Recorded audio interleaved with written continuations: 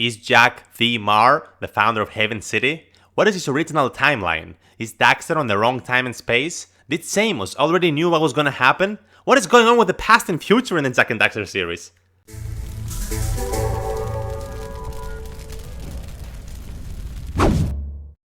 Welcome back to another video, fellas, and in this video I will give you a simple breakdown and some explanation as to what is going on with the story and timeline in JAK DAXTER, and be rest assured that all your questions will be answered by the end of this video.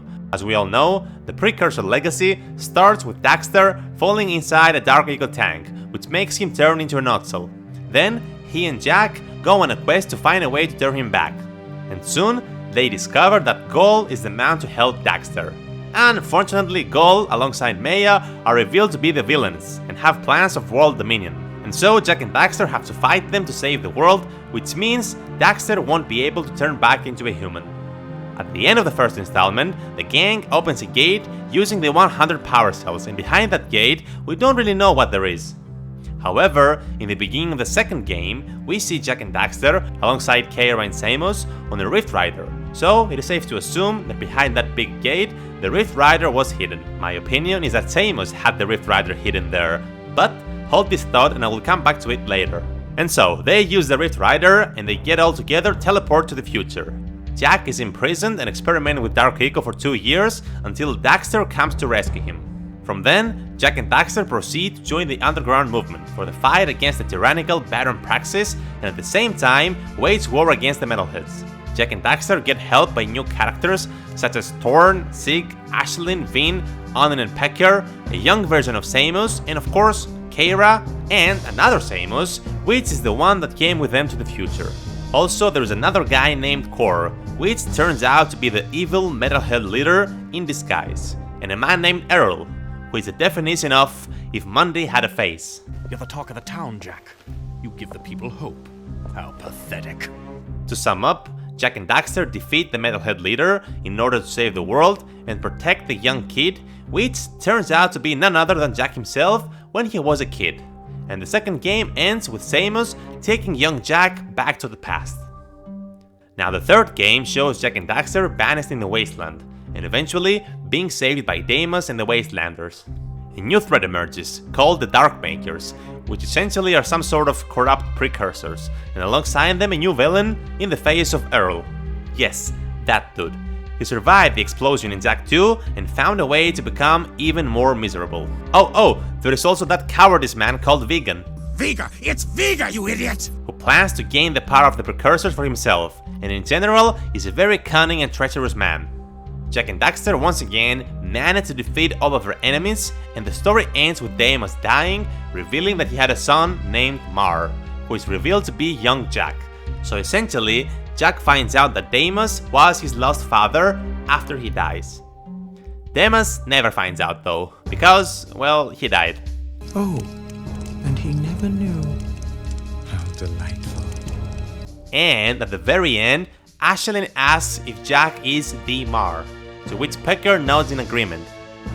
And then JAK lives alongside the precursors, but he's also there, so I guess he didn't leave after all. But we saw him go into the precursor ship, so he must have left. What is going on? Honey, the more you think about it, the more it hurts the head. So, now that I gave you a synopsis of the trilogy, you might be left wondering, what the hell is going on? So, let's start by answering the right questions. First of all, what is the correct timeline of the main characters? Well, JAK, for instance, is in the correct time and space when in JAK 2. In the first game, the Precursor Legacy, JAK lives in the past, but he doesn't belong there, since he only arrived there alongside Samos in order to be hidden from Metal Core and so grow up in safety, so that you can one day face him. It's a bit complicated, but it makes sense. If you think about it, we later find out that JAK is Deimos' son, and Deimos used to be the leader of Haven City until Baron Praxis and Vigor betrayed Deimos and banished him to the Wasteland, and his son JAK was left wandering in the streets of Haven City. So since JAK was a kid born in Haven City, then the future is in fact his correct timeline. Same case for Samos, who was originally the leader of the underground movement, and only went to the past in order to protect young JAK. So basically, JAK and Samos in the first game exist in the wrong time. What's more, this means that Daxter and Keira also come to exist in the wrong timeline since they arrived in the future. However, they both come from the past. They were already there, and Jak simply grew up with them, so them coming to the future means that they live in the wrong time for them. And now, the rest of the characters are all pretty much in the correct time and space. Moving on. Is Jak the Mar, aka the founder of Haven City? Short answer, no. Because technically this is not possible. If you think about it, when Jak was still a kid in Haven City, when his father Damas was banished in the Wasteland, Haven City was already a thing. Alright? The city was already there, and there is no way young Jak built that city. Damas probably named his son Mar as a tribute to Haven City's founder, the Mar. And also Damas says that their lineage is descending from the House of Mar.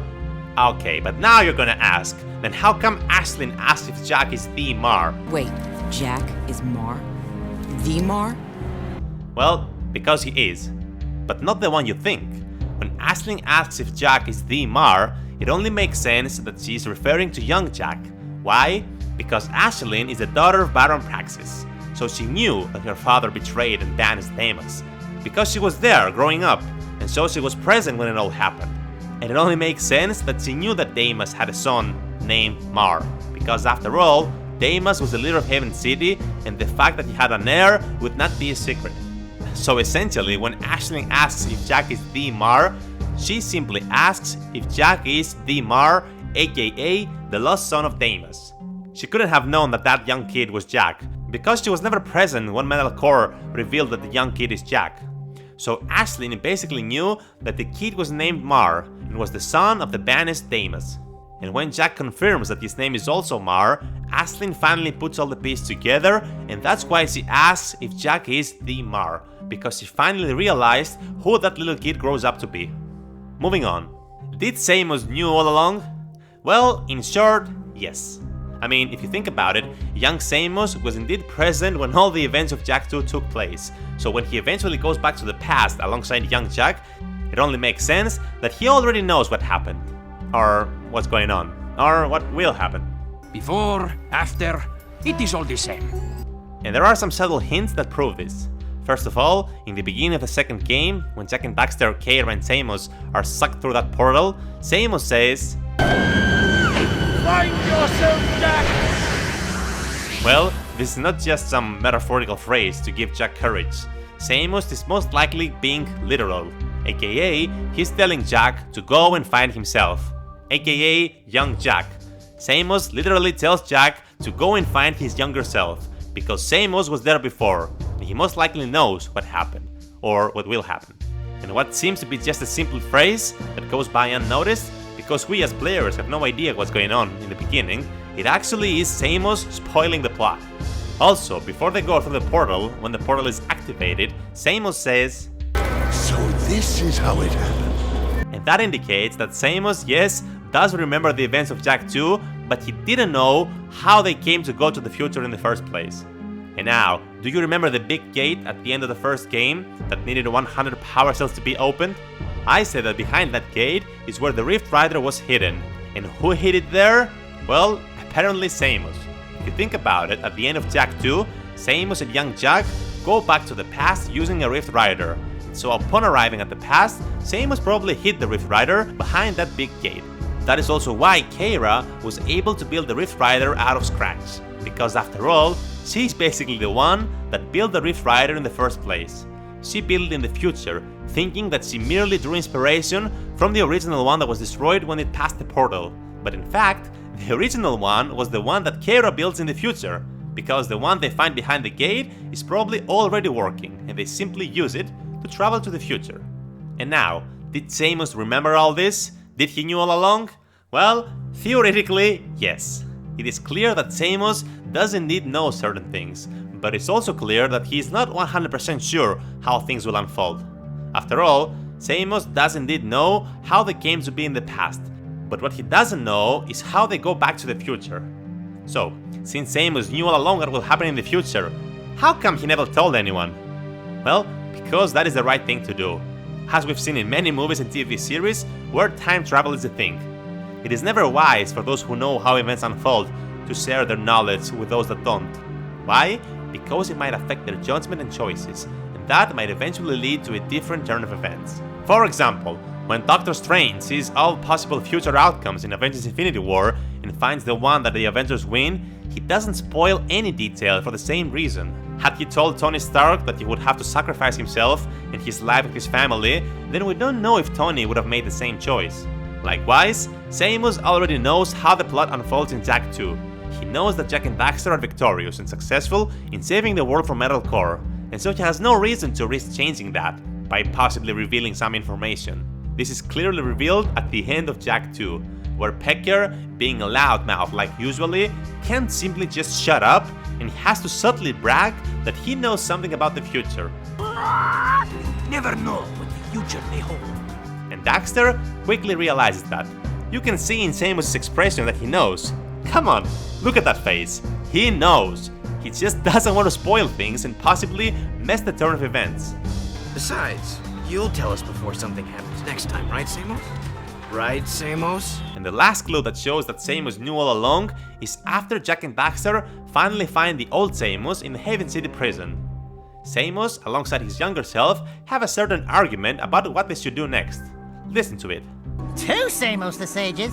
Ah, Jack, they're multiplying. We need to find the kid pronto.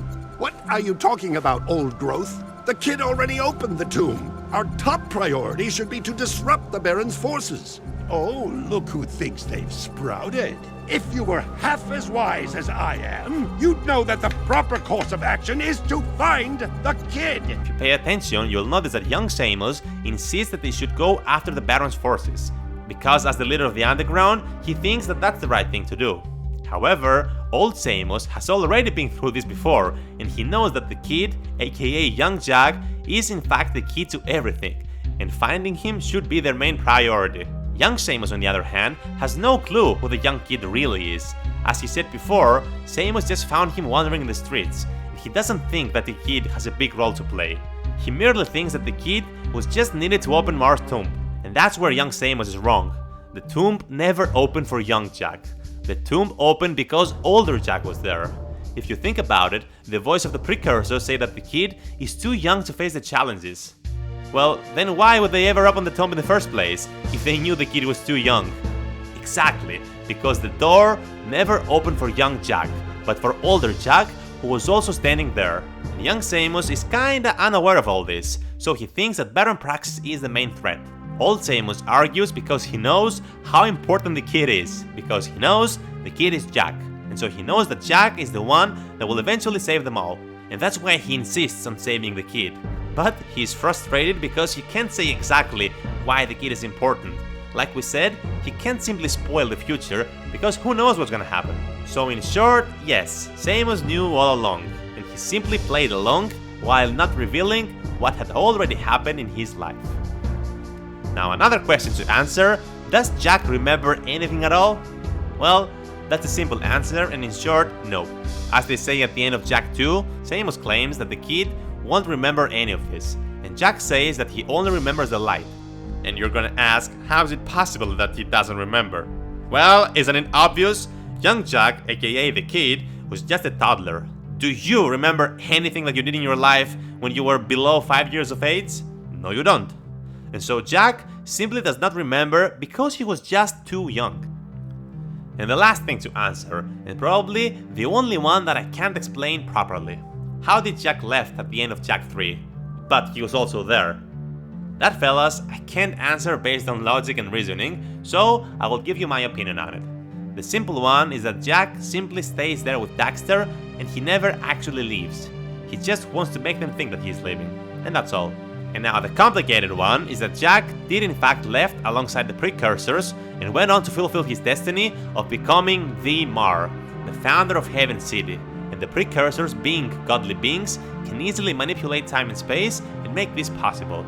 And so JAK goes on to become the great Mar, who fought the Darkmakers in the past and built the city, and so on and so on.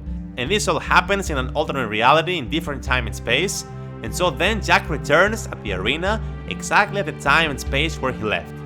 Because the precursors knew the world will need JAK as a hero for his upcoming adventures. And JAK, well, he either forgets that all this ever happened, or he simply chooses to conceal all this information from everyone else. But as you can tell, this explanation really doesn't sit right on me. and it counters what I said earlier. And in any case, if you look at all the statues of Mar, he doesn't look anything like Jak.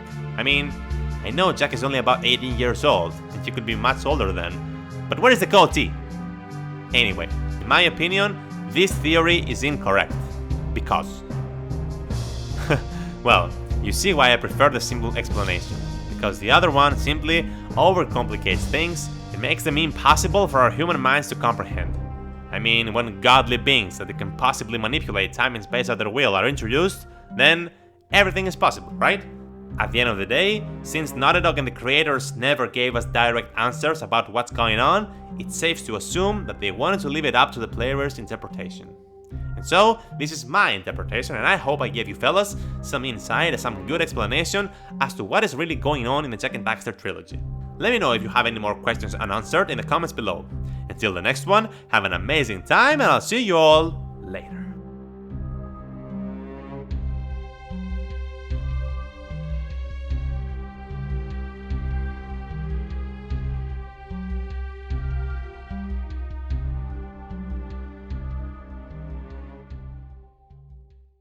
And what we have here, the Shadow's mascot of the month.